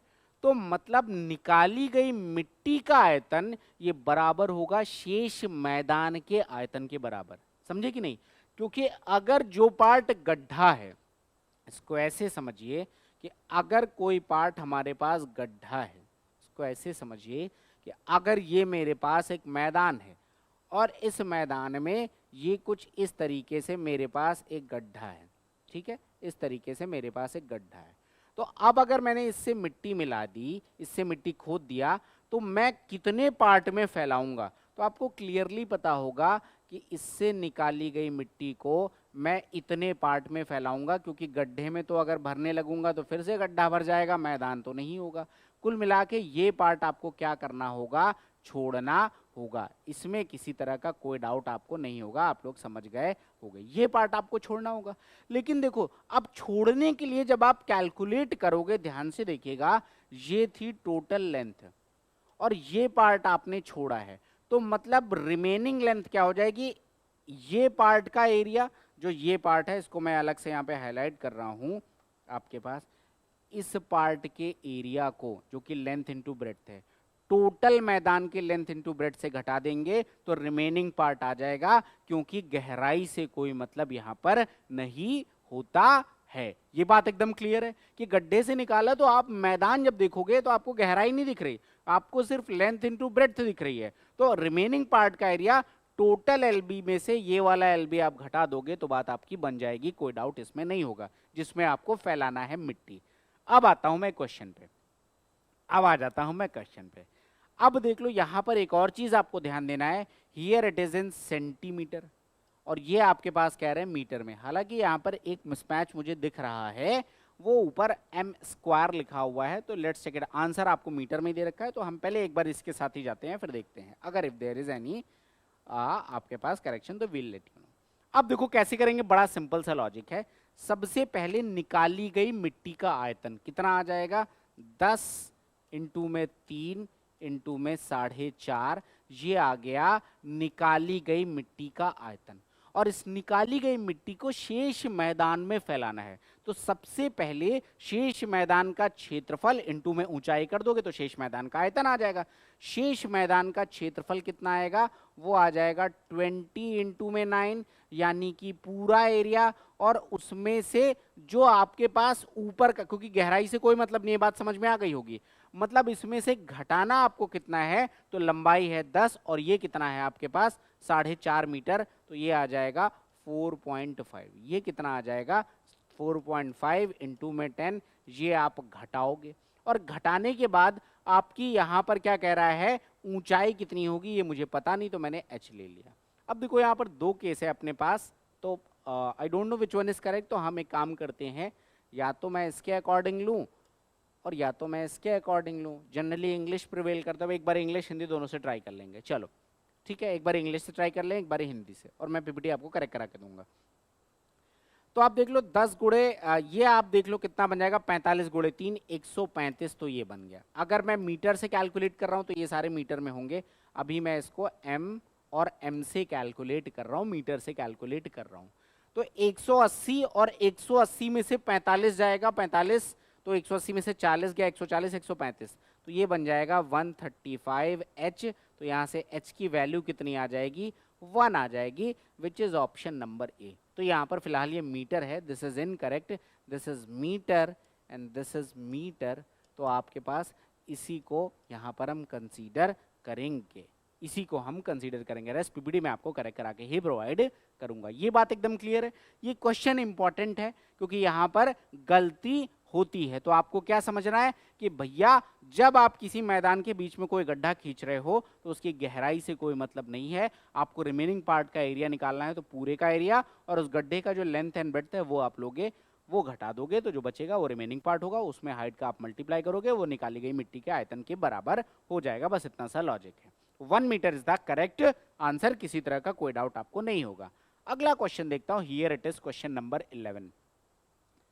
अभी कह रहे हैं 109 इंटू में 118 विमा का एक क्या है, एक मैदान है। इसके बीच में 17 इंटू 6 इंटू 3 का एक टैंक खोदा गया। निकाली हुई मिट्टी समान रूप से बचे हुए मैदान पर फैला दिया गया। बचे हुए मैदान का स्तर कितना बढ़ जाएगा? This is the question. क्या आप कर सकते हो इस क्वेश्चन को? जल्दी से बताइए। क्या आप कर सकते हो इस क्वेश्चन को? जल्दी से बताइएगा। And you need to calculate this question in centimetre. Same question है, आराम से कर सकते हो, किसी तरह की कोई डाउट नहीं होगा। तो this is your homework, PPT आपको मिल जाएगी, तो आप लोग वहां से सॉल्व कर लीजिएगा। सिंपल ही क्वेश्चन था। अगला क्वेश्चन देखता हूं। Here it is question 12। Same question जैसा वो लास्ट वाला था वही है। ये क्वेश्चन क्या है? 20 किलोमीटर पर घंटे की क्रॉस सेक्शन से 0.3 मीटर इंटू 0.2 मीटर के पाइप से 200 मीटर लंबे और 150 मीटर चौड़े टैंक में पानी बहता है। टैंक में पानी का स्तर 8 मीटर होने में कितना समय लगेगा? This is the question. कैसे करेंगे आइए समझते हैं। बहुत प्यारा क्वेश्चन है, इसमें बहुत डाउट होता है। देखो दोस्त, पाइप दो तरीके से आपके पास क्वेश्चन में आते हैं। क्या है इसका लॉजिक? पहले आपको लॉजिक समझाता हूं। इसका लॉजिक ये है, कई बार आपके पास आएगा सिलेंड्रिकल पाइप। मैंने आपको सिलेंडर के वीडियो में ऐसा क्वेश्चन करा रखा है। या तो ये सिलेंड्रिकल पाइप आएगा, और कई बारी जैसा कि इस क्वेश्चन में है, पाइप का शेप ऐसा है, पाइप का शेप ऐसा है। या तो ये क्यूबॉइडल पाइप आएगा, इससे पानी बह रहा है। अब देखो इसका कंसेप्ट क्या है ये समझिएगा। मान लो कि मैंने कह दिया कि 10 किलोमीटर पर घंटे की चाल से इससे पानी प्रवाहित हो रहा है। इसका मतलब क्या है? इसका मतलब ये है कि अगर एक घंटे तक लगातार इस पंप को चलाया जा रहा है और इस पाइप की लंबाई को 10 km कर दिया जाए, तो ये पानी से पूरा लबालब भर जाएगा। बस इसका इतना मतलब होता है। तो उस केस में इसको हम कैसे कंसीडर करेंगे? हाइट के बराबर कंसीडर करेंगे। बस इतना सा लॉजिक होता है। अब मैं यही लॉजिक आपको क्वेश्चन में लगाते हुए दिखाऊंगा। 200 किलोमीटर पर आवर के क्रॉस सेक्शन से इतना पाइप है। तो देखो पाइप कैसा हो गया, ऐसा पाइप है आपके पास। ये आपके पास कुछ ऐसा पाइप है। ये मान लो कि 0.3 मीटर है और ये आपके पास 0.2 मीटर है, ठीक है। और ये जो इसमें पानी बह रहा है वो 20 किलोमीटर पर आवर की स्पीड से बह रहा है। और अब ये कह रहा है कि जो ये पानी बह रहा है ये किसी टैंक में बह रहा है। मान लो कि वो हमारे पास टैंक कुछ इस तरीके से था, और ये कह रहा है 200 मीटर लंबा और 150 मीटर चौड़ा। मान लो कि ये 200 बाई 150 था, और कह रहा है कि इसमें 8 मीटर होने तक, मतलब पानी आपका मान लो कि यहाँ तक भरा गया है, और ये पार्ट कितना है आपके पास? 8 मीटर। तो कुल मिलाकर क्या होगा? अल्टीमेटली तो वॉल्यूम बराबर करना है। अल्टीमेटली तो वॉल्यूम बराबर करना है। क्वेश्चन ये पूछ रहा है कि कितने समय में भर जाएगा। अगर यहाँ पर कुछ अलग से नहीं दिया गया है तो ये किलोमीटर पर आवर है, दैट मीन्स यहाँ पर भी ये कैलकुलेशन आर में ही किया जाएगा। इसमें कोई डाउट नहीं। अब मैं वॉल्यूम बराबर करता हूँ। तो सबसे पहले जिस टंकी में पानी भरा जाना है उसका वॉल्यूम, तो लंबाई गुणे चौड़ाई गुणे ऊंचाई, तो 200 इंटू में 150 और इंटू में आपसे कह रहा है 8 मीटर ऊंचाई तक भरना है। मतलब टोटल जो पानी भरा जाना है उसका वॉल्यूम इतना है। अब ये एक पाइप से भरा जाना है। मान लीजिए कि मुझे टी घंटे लगेंगे। अब एक घंटे में कितना पानी भरा जा रहा है वो समझता हूं मैं। तो एक घंटे में कितना भरा जा रहा है, तो लंबाई गुणे चौड़ाई गुणे ऊंचाई। तो लंबाई कितना, इधर तो सब कुछ मीटर में ही है तो कोई दिक्कत नहीं है। ये आ जाएगा 0.3, कोई डाउट नहीं है। ये आ जाएगा 0.2, कोई डाउट नहीं है। मैं एक काम करता हूँ ना, इसको ऐसे ना लिखकर ऐसे लिख रहा हूँ कि इसको मैं लिख दे रहा हूँ 3/10 इंटू में आ जाएगा 2/10 लंबाई गुणे चौड़ाई। और ऊंचाई को आपको ध्यान से दिखना है। ये कह रहा है 20 kilometre per hour, 20 kilometre per hour. यहां पर सारे मेजरमेंट मीटर में दे रखे हैं। 1 किलोमीटर में कितना? 1000 मीटर। तो अगर मैं इसको चेंज करूं तो ये आ जाएगा 20 और फिर 1000 से मल्टीप्लाई कर दो, इतने मीटर पर आवर। इसका मतलब अगर एक घंटे तक मैं लगातार पानी चलाऊं तो ये कितना हो जाएगा? 20,000 मीटर लंबा अगर पाइप बना दोगे तो वो पूरा का पूरा भर जाएगा। तो H विल बी 20,000, कोई डाउट नहीं है। तो इनटू में 20,000 ये आपके पास आ गया, और इतना आपका वॉल्यूम है। मान लो ये एक घंटे में निकलने वाला पानी है, मान लो कि टोटल टी घंटे लगेंगे, तो मैंने टी घंटे से मल्टीप्लाई कर दिया, तो दोनों वॉल्यूम आपस में क्या आ जाएंगे? बराबर आ जाएंगे। सिंपल सा लॉजिक है। सॉल्व करता हूँ भैया, देखो ये और ये कट गया, खत्म। यहाँ से आपके पास डबल जीरो आप और काट दीजिए, डबल जीरो आप और काट दीजिए, 2 भी आप लोग यहाँ से गायब कर दीजिए। अब देखो यहाँ से ये 3 था, ये 3 से कितनी बारी आ जाएगा, 50 बारी आ जाएगा। 2 से ये कितनी बारी आ जाएगा, 4 बारी आ जाएगा। टी की वैल्यू कितनी बन जाएगी, 200, यानी 200 घंटे में वो आपका पानी भर जाएगा। This is the solution. ऐसे क्वेश्चन खूब आते हैं, लॉजिक विल रिमेन सेम, आपको बस इस चाल को डिकोड करना आना चाहिए। वो आता है तो क्वेश्चन में कोई भी प्रॉब्लम नहीं होगा, बात एकदम आपको क्लियर होगी। बढ़े अगले क्वेश्चन में। सिंपल सा क्वेश्चन था, किसी तरह की कोई डाउट आपको यहां पर नहीं होना चाहिए। एंड नाउ ये क्या कह रहे हैं आपसे अगला क्वेश्चन कि भैया अब देख लो, एक आयताकार पानी के जलाशय की माप 15 मीटर इंटू 12 मीटर है। इस जलाशय के अनुप्रस्थ काट 5 सेंटीमीटर इंटू 3 सेंटीमीटर है। 16 मीटर पर सेकंड की दर से पानी भरा जाता है। 25 मिनट बाद पानी का स्तर ज्ञात करें and these are the 4 options. कैसे करेंगे, same as last question, but मैं कर दे रहा हूं। अब ये कह रहे हैं कि आयताकार पानी के जलाशय की माप 15 मीटर इंटू 12 मीटर है, ठीक है। तो 15 मीटर इंटू 12 मीटर, हाइट मुझे नहीं पता, मैंने लिखा 15 इंटू 12, और मान लो कि h हाइट तक पानी भर जाएगा, क्योंकि क्वेश्चन में यही पूछा गया है कि 25 मिनट बाद पानी का स्तर क्या होगा। मैंने मान लिया कि 25 मिनट बाद पानी का स्तर h होगा, तो ये वॉल्यूम आपका टोटल भरा जाएगा। अब ये किसके बराबर होगा, तो देखो वहां पर आपसे क्या कह रहा है, 16 मीटर पर सेकंड की दर से भरा जा रहा है, और वहां पर बात मिनट की है तो मिनट को हम लोग सेकंड में बदल लेंगे, कोई दिक्कत की बात ऐसी है नहीं। तो अब देख लो, ये तो हो गया आपके पास, ये सब कुछ दे रखा है मीटर में, ध्यान देना कैलकुलेशन में यूनिट का भी यूज होगा। 5 centimetre into 3 centimetre, 5 centimetre into 3 centimetre अनुप्रस्थ काट वाले दर से, तो ये कितना आ जाएगा, अगर सेंटीमीटर को मीटर में बदल लोगे तो कितना आ जाएगा, 5/100 इंटू में कितना आ जाएगा, 3/100। ये तो आ गया एल और बी, और अब आपको एच कैलकुलेट करना है। तो देखो कह रहा है 16 मीटर पर सेकंड के रेट से, 16 मीटर पर सेकंड, तो ये तो मीटर में दे रखा है, यानी 1 सेकंड अगर मैं चलाता हूं तो टोटल 16 मीटर लंबा पाइप आपका पूरा भरा हुआ होगा। तो इंटू में मैं 16 कर दे रहा हूं। ये तो 1 सेकंड में भरा जाने वाला, 1 सेकंड से प्रवाहित होने वाला पानी का वॉल्यूम हो जाएगा। लेकिन कह रहा है कि भैया 25 मिनट में, ये आपके पास आ रहा है 1 सेकंड का, तो 25 मिनट का मतलब कितना हुआ, ये वॉल्यूम है। और अगर आपको कैलकुलेट करना है 25 मिनट, तो इंटू में 25 इंटू में 60 कर दीजिए, क्योंकि आपका क्वेश्चन तो अभी सेकंड में चल रहा है, कोई डाउट इसमें नहीं होगा। सॉल्व करते हैं, सिंपल सा आगे क्वेश्चन है। देखो दोस्त, ये तो आपके पास आ गया यहाँ से 15, और ये तो आपके पास कैंसिल आउट हो गया। 4 3 ज़ा 12, 4 4 ज़ा आपके पास 16 आ गया, यहाँ तक भी कोई डाउट नहीं है। 3 से आपके पास ये वैल्यू कट गई, ये आ गई आपके पास 20, ठीक है। अब देख लो 25 गुणे 4 100 होता है, यहाँ से ये आपके पास 100 भी कट गया, 20/100। h बराबर किसके आ गया, 20/100 विच इज 1/5। अब आंसर डेसिमल में दे रखा है, तो 0.2 मीटर ये आ जाएगा पानी का स्तर। Option number A is the correct answer, 0.2 metre is the correct answer of this question. I hope बात एकदम क्लियर होगी, किसी तरह का कोई डाउट आपको नहीं होगा। एक क्वेश्चन मुझे याद आ रहा है, हालांकि क्लासेस में मैंने कराया हुआ है, बट अभी याद आया है तो मैं तुरंत करा दूंगा, उसी का मॉडल अभी तक मेरे पास रखा भी हुआ था।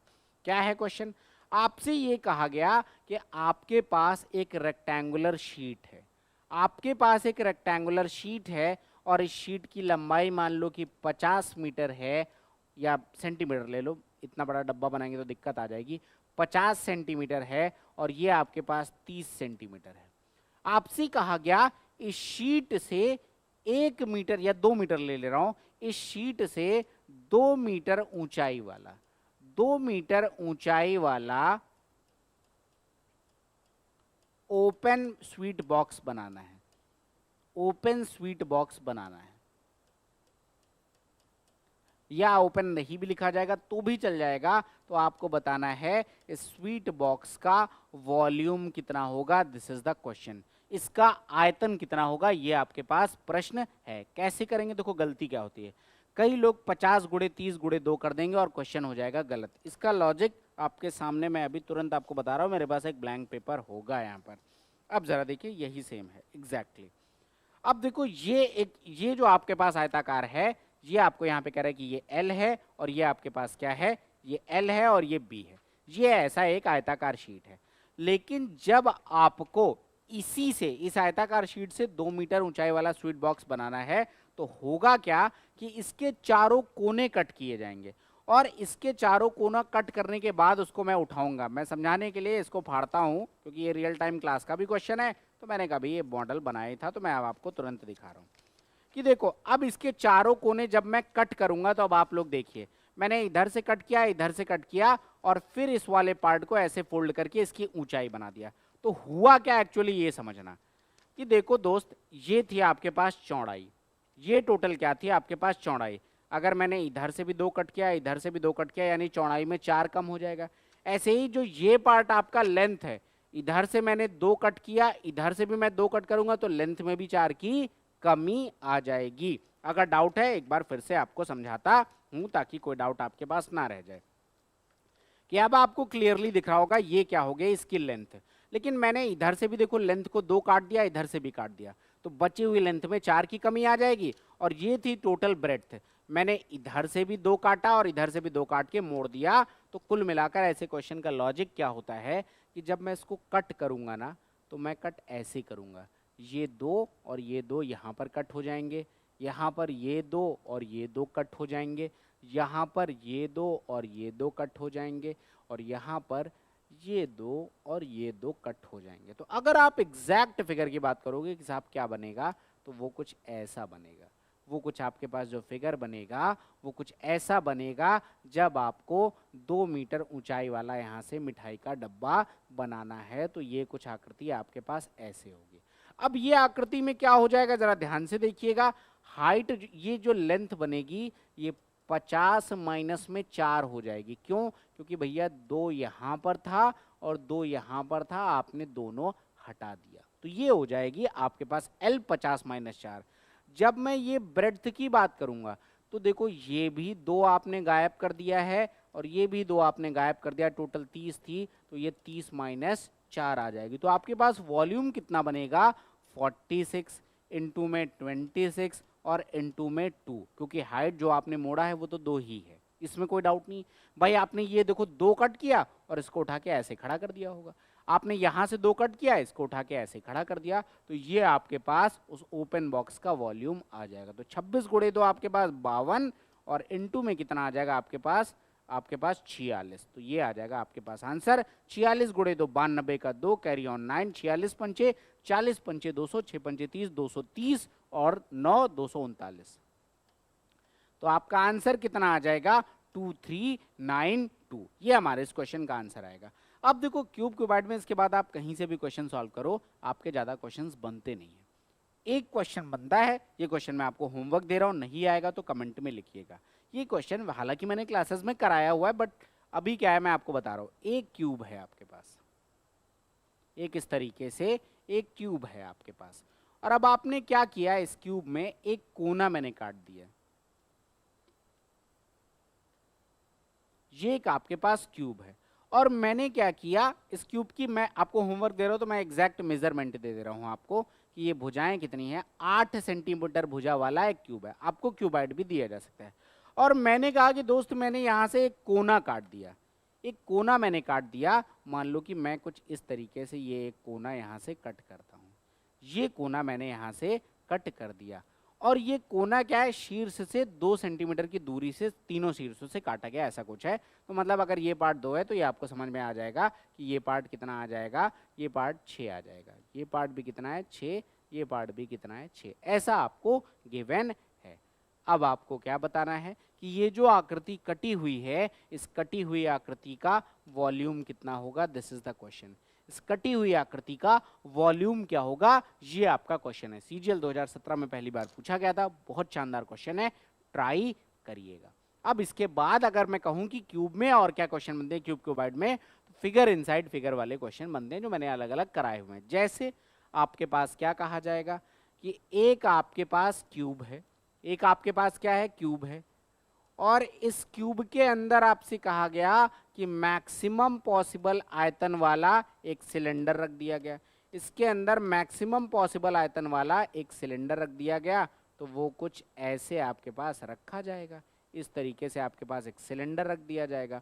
और सिलेंडर के अंदर मैक्सिमम पॉसिबल आयतन वाला आपके कोन रख दिया गया, तीनों के आयतन का वॉल्यूम। दो क्वेश्चन आपको होमवर्क में दे रहा हूं, ध्यान से करिएगा। मैंने कहा एक क्यूब है, एक क्यूब है, और फिर ये कहा गया कि क्यूब के अंदर मैक्सिमम पॉसिबल वॉल्यूम वाला सिलेंडर रखा गया है, और फिर ये कहा गया कि सिलेंडर के अंदर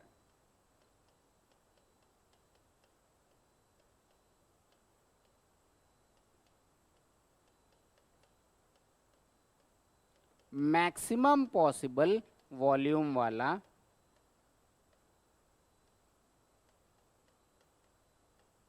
कोन रखा गया। मैक्सिमम पॉसिबल वॉल्यूम वाला कोन रखा गया। आपको बताना है क्यूब का वॉल्यूम रेशियो सिलेंडर का वॉल्यूम रेशियो आपके पास कोन के वॉल्यूम, इन तीनों के आयतनों का अनुपात बताना है। ये दो क्वेश्चन आपके होमवर्क के, और यहीं से मेरा ये सेशन फिनिश है। भैया तैयारी करते रहो, जिस टॉपिक में आपके और डाउट है आप बताइएगा। आप लोगों में से कुछ लोगों ने कहा सिंपल इंटरेस्ट, कंपाउंड इंटरेस्ट, तो कम से कम 2 वीडियो या 3 वीडियो कम से कम इसमें लगेंगे, क्योंकि टॉपिक पढ़ाना तो मैं क्लास में रेगुलर आपको पढ़ाऊंगा ही पढ़ाऊंगा, यहाँ पर कंसेप्ट को एक्सप्लेन करूंगा बहुत डिटेल में। तो 2 से 3 वीडियो या 4 वीडियो में आपका पूरा टॉपिक अगला वाला कवर होगा। पहले एसआई और फिर सीआई हम आगे कवर करेंगे। और भी जिस टॉपिक में डाउट है आप कमेंट में लिख दीजिएगा, rest is my responsibility, I will take care of that in next classes. ठीक है, तो मिलते हैं नेक्स्ट क्लास में। Thanks for watching the session, bye bye and good night, thank you.